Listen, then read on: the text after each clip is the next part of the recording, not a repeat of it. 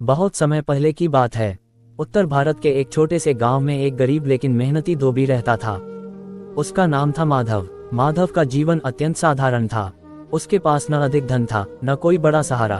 उसकी रोजी रोटी का एकमात्र साधन था कपड़े धोना।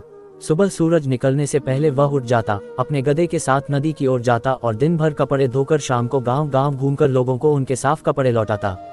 माधव के पास एक बूढ़ा लेकिन मजबूत गधा था, जिसका नाम उसने प्यार से लालू रखा था। लालू ही माधव का सबसे बड़ा सहारा था। वही कपड़े धोता, नदी तक ले जाता और वापस घर तक पहुंचाता। माधव और लालू के बीच मालिक और पशु का नहीं, बल्कि मित्रता का रिश्ता था। माधव कभी लालू को भूखा नहीं रखता था और काम के बाद उसे सहलाकर प्यार से बात करता था। हालांकि लालू मेहनती था, लेकिन उसके मन में एक शिकायत हमेशा रहती थी। वह सोचता था कि उसका जीवन कितना कठिन है।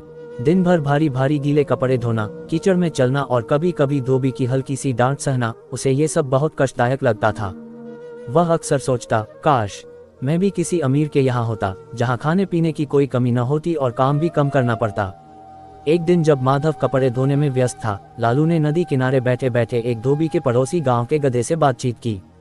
वह गधा एक नमक व्यापारी के यहाँ काम करता था।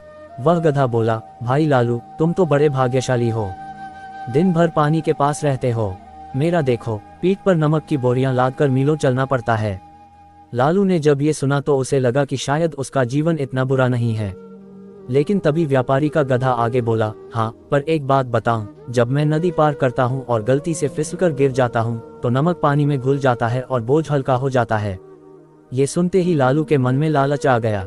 उसने सोचा, अगर नमक पानी में गिरकर हल्का हो सकता है तो मैं भी यही तरकीब अपनाऊंगा। चाहे मैं धोबी के साथ ही रहूं, पर काम कम करना है। कुछ दिनों बाद माधव को पास के शहर से कपड़े लाने थे। उसने लालू की पीठ पर कपड़ों की भारी गठरी लादी और नदी पार करने लगा। नदी के बीच पहुंचते ही लालू ने जानबूझकर पैर फिसलाया और पानी में गिर पड़ा।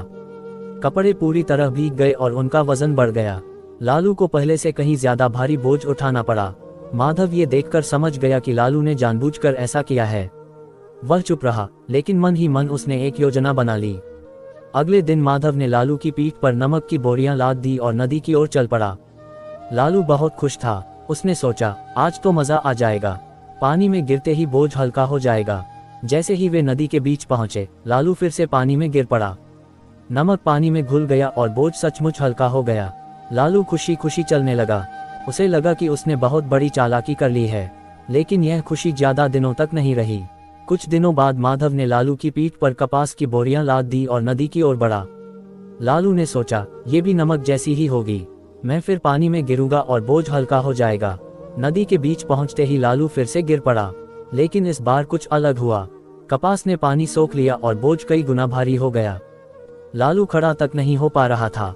उसकी सांस फूलने लगी, पैर कांपने लगे और वह दर्द से कराहने लगा। माधव ने तुरंत आगे बढ़कर लालू को सहारा दिया और बड़ी मुश्किल से उसे बाहर निकाला। उसने प्यार से लालू की पीठ सहलाई और कहा, लालू, चालाकी हमेशा काम नहीं आती। मेहनत से भागने की कोशिश का यही परिणाम होता है।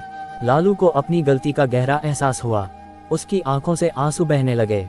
उसे समझ आ गया कि उसने लालच और आलस्य के कारण अपने मालिक के विश्वास को तोड़ा है। उस दिन के बाद लालू ने कभी धोखा देने की कोशिश नहीं की।